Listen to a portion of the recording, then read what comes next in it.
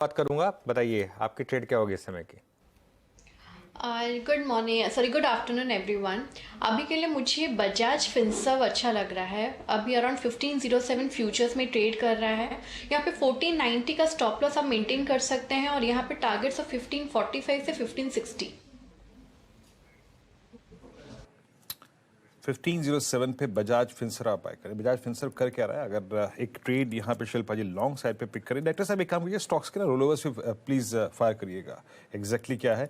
1505। Yes, आज इसका low exactly 20 day exponential moving average था। अभी डे हाई की ट्रैजेक्टरी में ऑलमोस्ट आके ट्रेड करता हुआ शिल्पा जी का ट्रेड रहा Bajaj Finserv at 1507 with approximately 34% roll over. Roll overs बहुत स्ट्रॉन्ग नहीं है, याद रखिएगा। अभी मेरे ख्याल से 4-5 दिन में जो रिट्रेसमेंट हुआ उसका इम्पैक्ट पड़ा हुआ है यहाँ पे।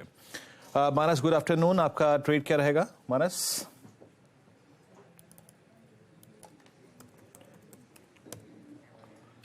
मानस, वो एक अनम्यूट वाला बटन होगा, दबा देंगे जरा प्लीज।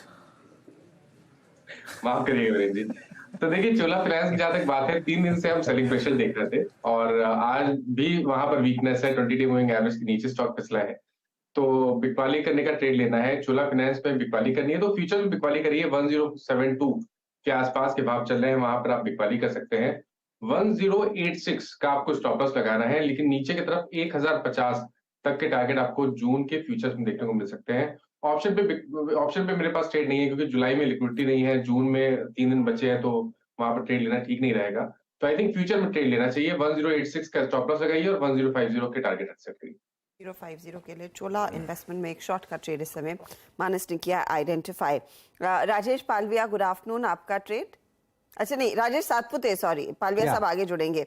आपका ट्रेड? गुड आफ्टरनून हर्षदा जी। हर्षदा जी, देखिए नज़र जो है वो मेरी है इंडसइंड बैंक पे।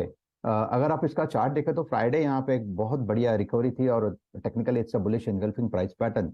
और आज की भी अगर बात करें तो यहाँ पे ओपन इंटरेस्ट बढ़ रहा है। हालांकि हम लोग ये ट्रंकेटेड वीक है, एक्सपायरी नजदीकी है। तो देखिए यहाँ पे जिस तरह से पैटर्न पैन आउट हो रहा है, मुझे लगता है ये 1300 को जिस तरह से इसने रिगेन किया है उसके बाद एक शॉर्ट कवरिंग फिर से ड्यू होगी, क्योंकि 1300 के जो कॉल राइटर है वहां पे शॉर्ट स्क्वीज हुआ। तो ये कहाँ तक जाएगा? तो मेरे हिसाब से इंडसइंड लॉन्ग करना है 1300 के ऊपर। 1350 इसका टारगेट होगा और अकॉर्डिंग टू चार्ट 1290 ये इसका स्टॉप लॉस होगा। ओके, चलिए इंडसइंड बैंक सुबह से एक्चुअली ये स्टॉक कई बार डिस्कस हुआ है। प्री ओपन में भी डिस्कस हुआ था, ओपनिंग में क्विक सिंगल्स में भी था ये, और यहाँ पर 50% के करीब रोल ओवर। राजेश पालवी आप जुड़ गए हमारे साथ। पालवी साहब, गुड आफ्टरनून। बताइए आपकी ट्रेड इस समय की। गुड आफ्टरनून अनुज जी, गुड आफ्टरनून एवरीवन। सो अभी जो स्टॉक हमें पसंद आ रहा है वो है गोदरेज प्रॉपर्टी। स्टॉक में देखें तो 2 दिन के कंसोलिडेशन के बाद वापस स्टॉक में एक अच्छा बाइंग इंटरेस्ट यहाँ पे बनते हुए दिख रहा है। जिस तरीके से आज लॉन्ग बिल्टअप यहाँ पे हुए, हमें लग रहा है कि ये स्टॉक अब फर्दर यहाँ से मोमेंटम एक्सेलरेट करेगा टुवर्ड्स एक्सपायरी वीक में है। हम यहाँ पे प्रोजेक्ट कर रहे हैं इसके टारगेट 1545 से लेकर 1555 तक के। स्टॉप लॉस रखना होगा 1505 का गोदरेज प्रॉपर्टी फ्यूचर बाय करने के साथ। प्रॉपर्टीज, जहां पर एक डेवलपमेंट आ रहा था कि गुड़गांव में दरअसल इन्होंने 15 एकड़ जमीन लग्जरी अपार्टमेंट्स बनाने के लिए ली और वो स्टॉक मोमेंटम में।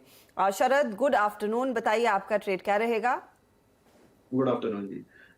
मुझे लगता है बीपीसीएल में थोड़ी बहुत करेक्शन आई है और लॉन्ग टर्म में हमें लगता है कि ये काफी पॉजिटिव रहनी चाहिए स्पेस। फर्स्ट राउंड हमने मूवमेंट का देख लिया है, बट अब जैसे जैसे आने वाले समय में और एस्टैब्लिश होता है कि तेल की कीमतें ज्यादा ऊपर नहीं जा रही हैं या रादर स्टैग्नेंट रहेंगी नीचे के बायस के साथ, तो वैसे वैसे मुझे लगता है बीपीसीएल की री रेटिंग और स्ट्रांग होगी।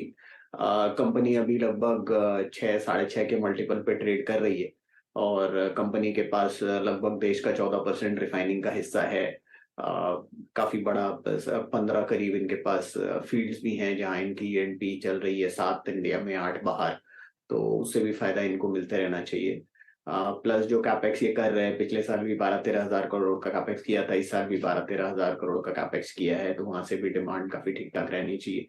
एक मेजर फैक्टर जो वोलेटिलिटी प्रोवाइड करता है वो ऑयल प्राइसेस है, तो मुझे लगता है वहां पे वो स्टेबल रहना चाहिए, कुछ बहुत ज्यादा निगेटिव फ्लो वहां से आना नहीं चाहिए। तो कंपनी लगभग 50-55 रुपए की अर्निंग इस साल भी रिपोर्ट करनी चाहिए। एवरेज में 9 से 10 का मल्टीपल मिलना चाहिए। तो 500-550 रुपए के लक्ष्य के हिसाब से बीपीसीएल 7% के आसपास की डिविडेंड यील्ड भी रहनी चाहिए। 500 550 का टारगेट बीपीसीएल पर एक बाय कॉल, थोड़ा सा लंबा नजरिया है लेकिन तेजी वाला ट्रेड। अच्छा, याद रहे कंसिडरिंग हम एक्सपायरी वीक में हैं, रेन इंडस्ट्रीज आखिरी 2-3 दिन है इसके वायदे में और स्टॉक में एक बहुत तगड़ा मोमेंटम हमने देखा था इस पर्टिकुलर सीरीज में नजर आया था। आपको रोल ओवर जीरो दिखाई देगा क्योंकि अब से ये कैश मार्केट का ही स्टॉक रह जाएगा, बाहर निकल रहा है वायदे से। मानस, चार्टिकली क्या हुआ है इन द रीसेंट 15 डेज? हमने देखा है अच्छी खासी हरकत, अच्छी खासी अक्यूमुलेशन और डिलीवरी बाइंग होती हुई दिखाई दी है। अब ये जो तेजी आई है पिछले 15 दिनों में, क्या ये टिक पाएगी या नहीं, ये बताइए।